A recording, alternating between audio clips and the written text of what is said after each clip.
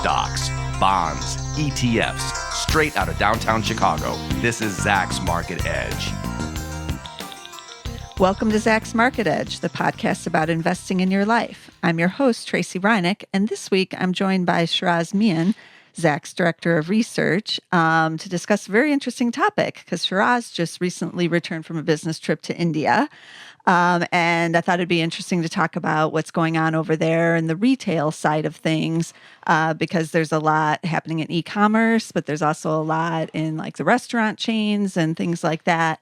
And we're getting it straight from the horse's mouth, basically. Sheraz, so welcome. Thanks for coming. Sure. And I like to start out with the e-commerce side of things because The Economist magazine just had a really great article about India's e-commerce market and what's going on there that I think most people in the United States aren't really aware of, even though they might know, they might have read something about Amazon going into India because they made a big announcement in 2013 that they were going in there, and they have spent $2 billion so far to get into that market. But I've discovered just by reading this Economist article and from talking with you that the Amazon and Alibaba, their e-commerce marketplace is different than what we think of as Amazon in the United States. That's right. It's mainly is a marketplace where Indian businesses and even mom and pops, it's more like an eBay system where they are listing their product on there. Amazon doesn't hold any inventory because that's forbidden under the Indian regulations for foreign companies. And it's more like an Alibaba or an eBay where then you're going to that site and then Amazon is delivering it and helping with payments and all of that. Isn't that right? Absolutely. The Indian retail space is heavily protected politically, so they differentiate between two types of retailers: single brand and multi-brand. And a retailer like Amazon would fall in the multi-brand retailer. So the U.S. model and the learning curve and background that Amazon has in becoming this huge entity in the U.S. is not really of much benefit to it as it entered the Indian market. And that was probably one of the reasons why it was a laggard, which gave an opening to the two the homegrown ones. And even those guys are financed by firms from outside. So you're right. The model is different. It is kind of a marketplace. They're not strictly allowed to have the distribution centers that we are used to here. But they have found a way to kind of dance around the regulations. So they have started building distribution centers anyway, where they don't technically own the inventory. The merchants own them, but Amazon kind of handles the logistics and the record keeping and stuff like that. More like a UPS or a FedEx kind of thing. Exactly. So it is basically a merchant. It is a marketplace. It's kind of a broker between the buyer and the seller, and that's the huge fight in the Indian online retail space. And you mentioned that Economist article. It's really clear from reading that article and my own discussions and conversations with folks over there. Amazon isn't the go-to This is the surprising retailer. Thing. No, it's the smallest one. It's the smallest one. There's three major ones that are over there. That's right. And that Flipkart is the biggest. That's right. And that's actually spelled with a K, just in case anyone is looking that up. Flipkart has 45% of the market share, and then there's Snapdeal, and they have 26%. And then I've seen Amazon India in the third position, anywhere from 12% to 15%. That's right. And then you have Alibaba, which actually doesn't have a site over there other than its own. That's right. But it owns a part of Snapdeal. It's backed them at least, and then there's rumors that it might be buying a stake in Flipkart too. Okay. And then it's also courting Indian businesses to export their goods to the Chinese market on the Alibaba sites. So the Flipkart guys built their model solely on Amazon. When you go to Flipkart, the site, and you're trying to order something, or the whole experience, the whole interface, the whole process is just like how we see it in the U.S. And apparently the founders were ex Amazon folks, and they want to be and have essentially proved themselves to be the Amazon of India.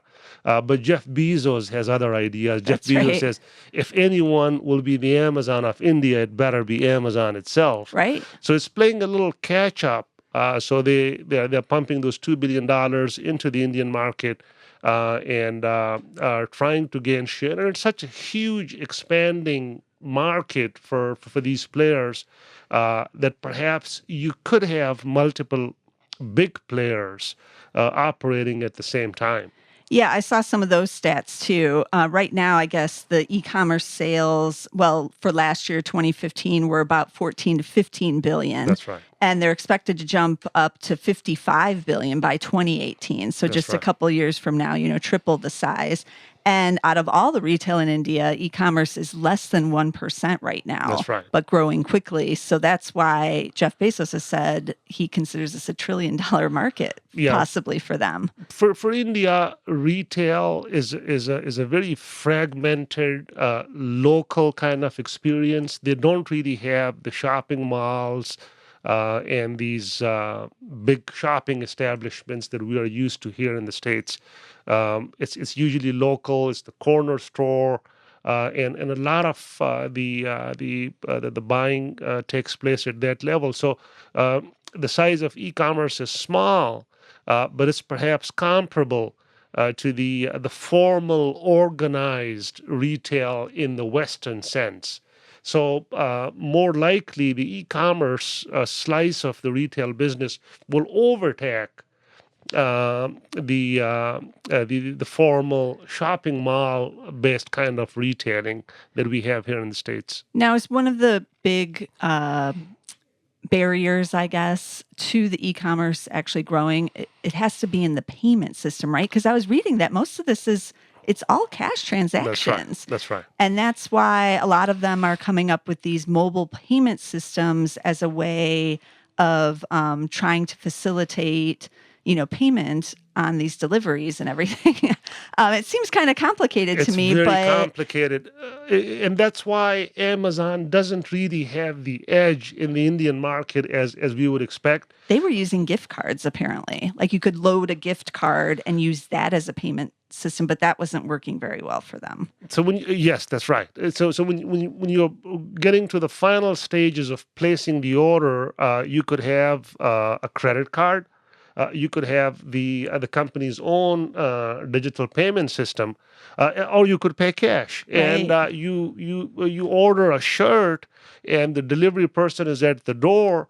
You go inside. You try on the shirt. Yeah, I bet. And if it fits, you keep the shirt and you pay the delivery person. Otherwise, you return the shirt.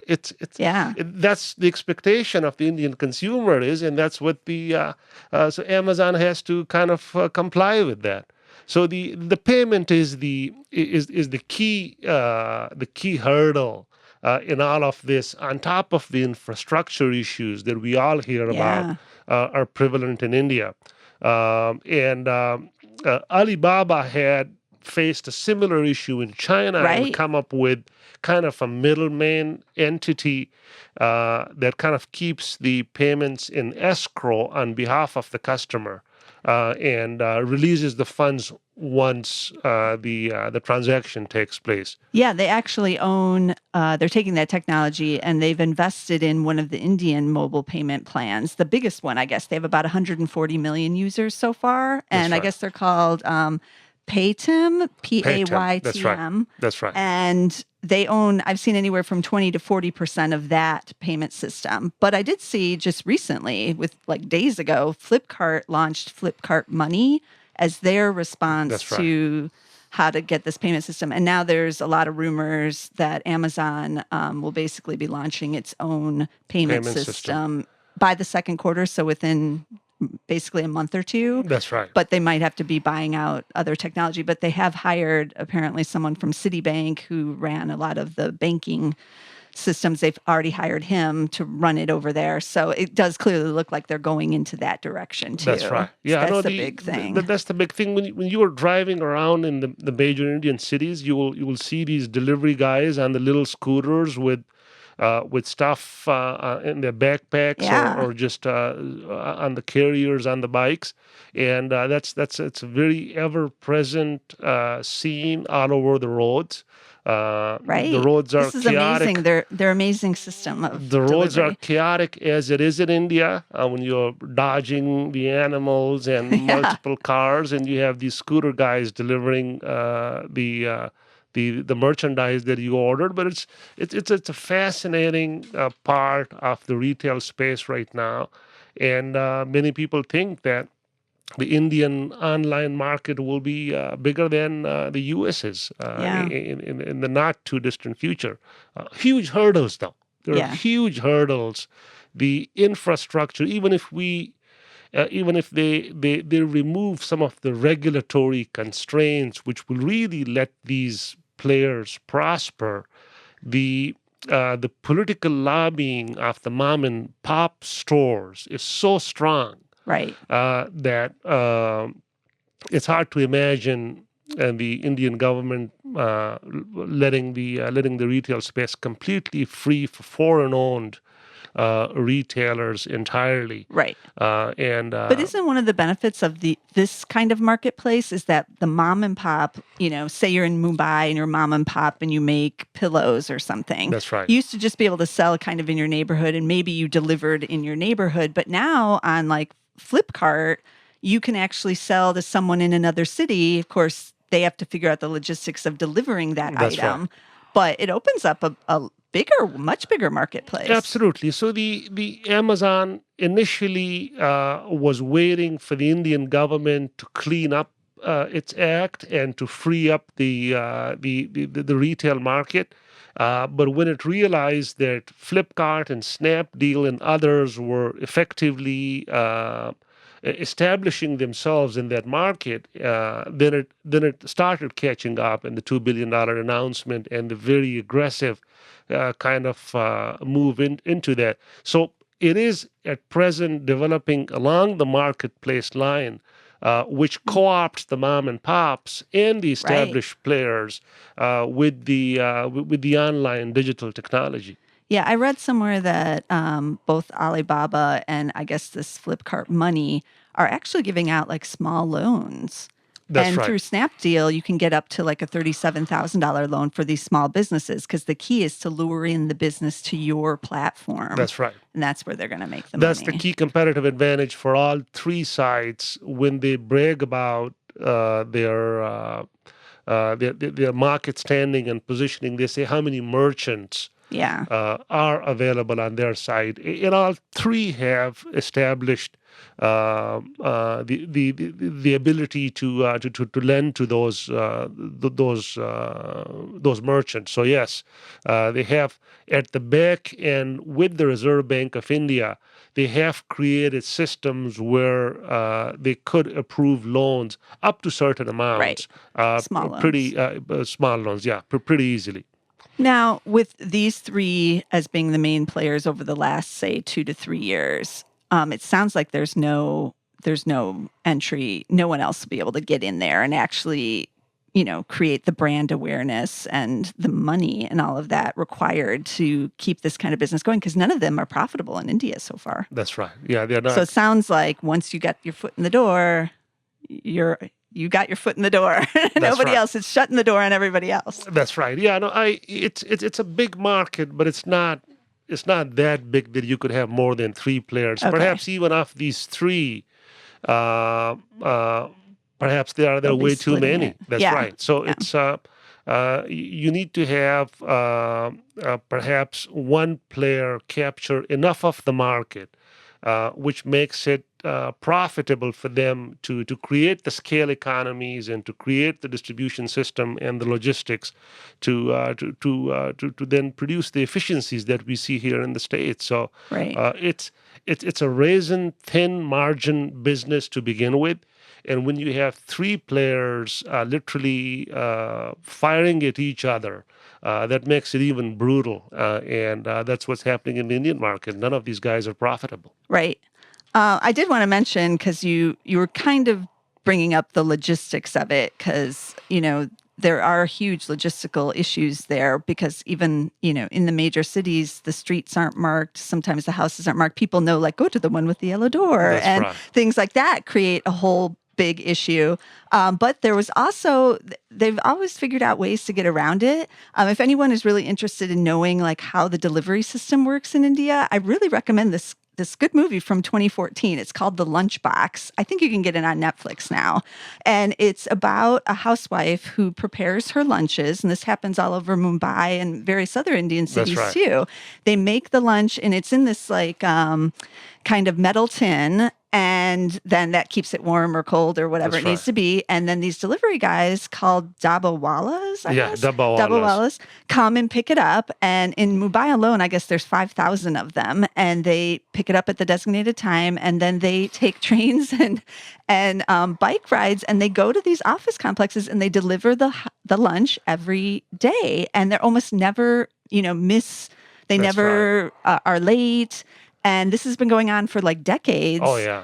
And they, I don't know, somehow managed to figure it out. But it's fascinating to see it in the movie, because they show the delivery guy going, and his whole route and everything, and how complex it is to get around these cities with these lunches and then have them just be delivered to the guy sitting in his cubicle every day. It's really interesting. And in the movie, they do show that he actually starts delivering the wrong one to this one office worker, because you got to have some kind of conflict for the movie. But it's very interesting to see how the whole system works. Yeah, the Dabbawala phenomenon is an amazing logistics success. Prior to all the back end logistics software and technology that UPS and FedEx and all the others use, and these guys have been doing it since the 80s and 70s, in fact. And it's literally hundreds of thousands of lunch deliveries being taken from regular homes and delivered to office workers across major Indian cities. And what I've read is that the error rates, that those very manual process, they probably use technology now, but back in the day when they started it, everybody had a passbook where they would just make entries where they picked it from or where they delivered. And the error rates were comparable to what FedEx and UPS would have. Yeah, it's pretty amazing stuff. So yes, in India, and that's one of the things that for a company like Amazon and the other local Indian e-tailers is important too. If they can crack the Indian market and resolve the issues that are in the Indian market, then it opens up so many opportunities for them in the other emerging markets, because India is kind of the poster child for chaotic, disorganized, without rules, without infrastructure, dysfunctional political system. Models anywhere in the world is the biggest and largest, and its problems and dysfunctions are the biggest and largest as well. I was mentioning to you yesterday that the U.S. folks talk about how Washington is dysfunctional and how the system doesn't work. If they knew how dysfunctional the Indian system was, they would think Washington was like Beijing. So people compare India with China, but China is a very unique country. It's very top-down, very efficient in getting stuff done. In India, everything takes years and years, and the government that's in power now has very good ideas and very good plans in place which will resolve many of the issues that we talked about, particularly the regulatory constraints for these retailers, for example. But it has only partial power. It's in power in the lower house of parliament. It does not control the upper house. A position in India really means a position. Even if the government in power is advocating something that the opposition, when they were in power, had advocated, it is their birthright now to oppose it. So the Indian government needs to gain power in the upper house of parliament too, And that's very complicated because those are indirectly elected by states, and states have this staggered election process, and every year there are 2, 3 major states having elections, and so if they are able to gain power in the upper house as well, then one could hope that the current government will remove a lot of the current regulatory constraints for the retail sector. What about switching over to the restaurants? Because I have to talk about Very those, of exciting course. area. Yeah, there are some American companies that have been successful with their brands over in India, even despite all these regulatory issues and other things going on. And one of them is McDonald's. I mean, they've been in there for a while. McDonald's is doing very good. They have a totally Indian menu. It's What there's does no that Big mean? Macs. You have to explain that. Well, So all there's the no beef Big is Macs. gone, obviously. That's right. There's no Big Macs. They have these sandwiches. When it's meat, it's usually chicken, and there's a lot of vegetarian options, and So it's healthy, it sounds like. It is healthy. I told my wife that we went to one McDonald's and had a vegetarian burger, and the person serving us, and these are like nice sit down restaurants. Yeah, wow. Somebody comes and serves the food to you. They said we have all vegetarian McDonald's too. And I would think that those all vegetarian McDonald's would do good over here in the US too. Yeah, there would be demand for that. And they have Indian spices, and they are Indian flavored, and I think that could spice up the McDonald's definitely. brand in the States too. Definitely. Yeah. What about Domino's? Have you ever gone to one of those? All over. Okay. I haven't gone to one, but it's all over. I've seen their menu. It has all kinds of Indian stuff. Like there was even a spicy banana topping of some sort. That sounds good. Do they have the quick delivery too? Do they have the guys driving around on the motorcycles? They have quick delivery. Okay. They deliver. In fact, delivery is a big deal. If I'm not mistaken, I think McDonald's delivers as well in India. Interesting. So Domino's is very good. Pizza Hut hasn't really caught on as much. I don't think KFC has been that successful either, though there's plenty of KFCs in there too. Okay. But you didn't see when you were there. What city were you in? Kolkata. Okay. So obviously one of the largest. Biggest ones. That's right. And you didn't really see any Starbucks or anything around though. There aren't that many Starbucks. In fact, last year or the year before, Starbucks made a big deal about this flagship store. I'm not sure if it was in Mumbai or Delhi, but they don't really have the coffee culture that we have in the West, and Starbucks will have to change itself to move away from being just a coffee outlet and do everything else. Dunkin' Donut does that. Dunkin' Donut opened, and they thought that people will, on their way to work, grab a donut and a coffee, and the stores were sitting empty, and nobody was coming in there. So then they realized down the road that the Indians take breakfast very seriously. It's a family affair. They have breakfast and then they go to work.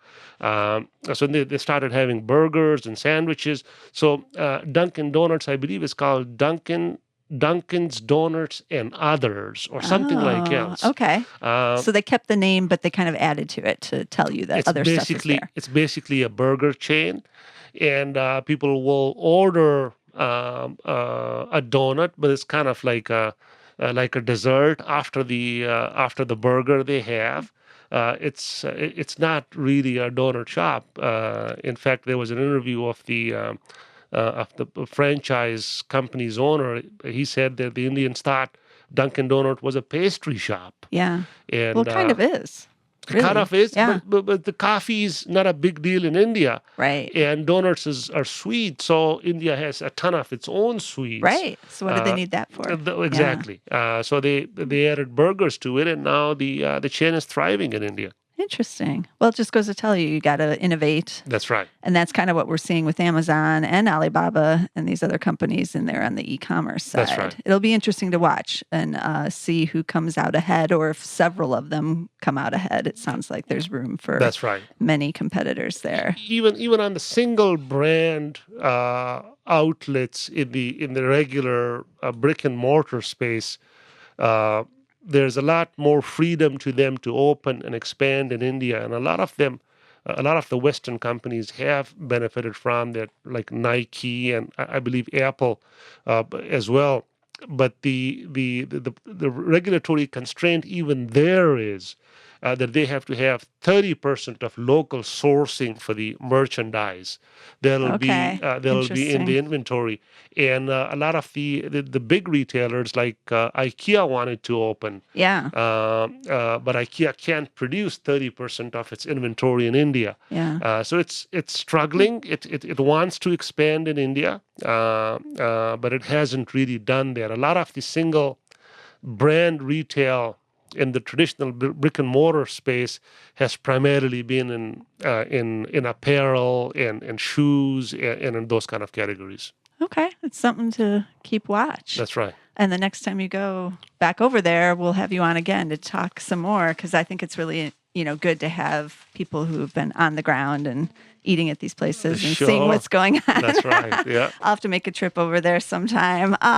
But if you want to know more about what Sheraz thinks about India and everything else going on in the world and in the U.S., you can, of course, check out his weekly earnings articles on Zacks.com, and you can listen to our other podcasts. I had Sheraz on about the oil market in December. I'm going to have him on again. We have to do that again. We That's are, right. as it gets closer to summer, because he made some predictions in December. So we're going to re-look at that again as it gets closer to when he thought things would be changing in the oil market. But you can check out those podcasts on SoundCloud and also on iTunes and, of course, on Zacks.com. So until next week, I'll see you then.